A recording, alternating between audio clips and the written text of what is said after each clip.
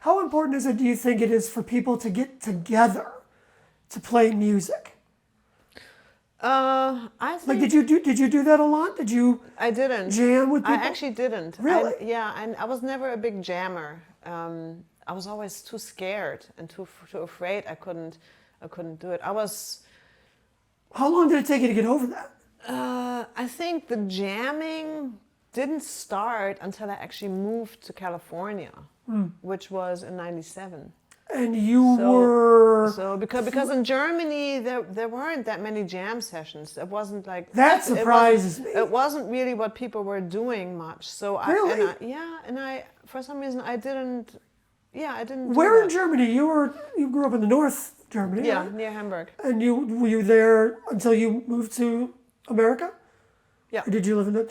I did live in Paris for a year, but that was before I even started playing the saxophone. I'm incredibly surprised that in Europe there wasn't that community of people who would get together and play. Well, I'm sure there is, but I wasn't really part of it much. Sure, but you also you also held yourself back, from what I hear, that you were scared to do that. What were you scared of? Just not knowing what to do at a jam because it's unexpected.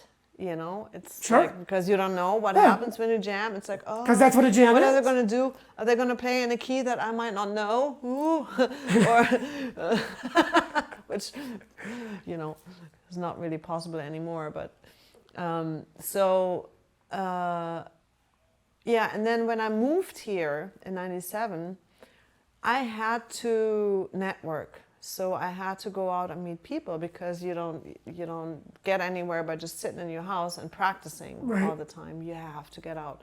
So that's when I started going to jam sessions, or even just I would just basically go out every night, take my saxophone, find a restaurant or a club where people would be playing, and would introduce myself and say, "Hey, can I sit in with you guys?" And then you never knew what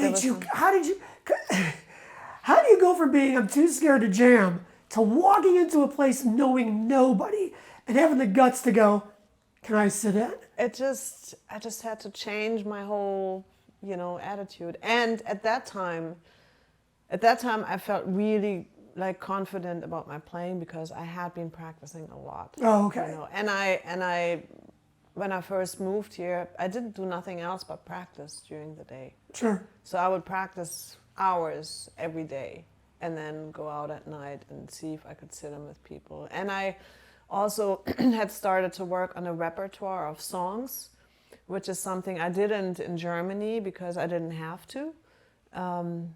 Because, certain songs here, if you go to a jam session, there's songs that they always call that you always need to know. And if you don't know them, you're like, they look at you like, okay, let's play Superstitious. You're like, okay,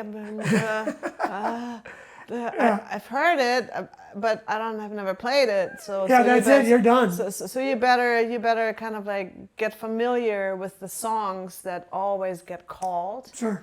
And build up your repertoire.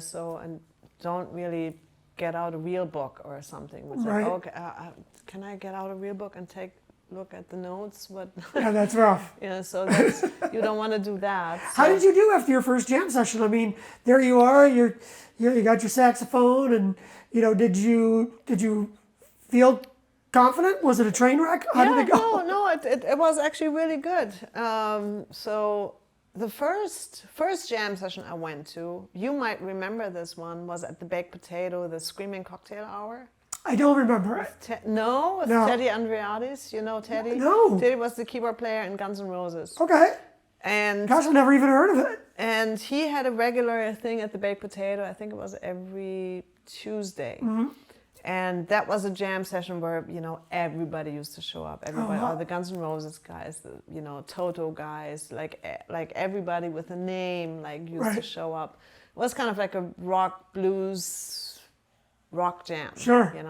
Very cool. But hardcore, Right. And so that was when I didn't even live here yet. I was just visiting in the summer of '97.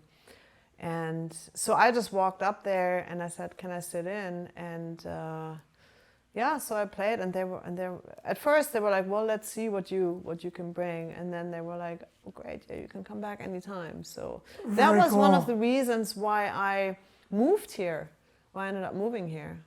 You got that positive Yeah, I got affirmation. that positive Yeah. affirmation, and people seem to like me, and so I was like, wow, this is cool. I can go to the Baked Potato and jam with Steve Lukather. Yeah. You know, what am I doing? I think he's got a cot in the back where he sleeps. What am I doing in Germany? You know, Right. so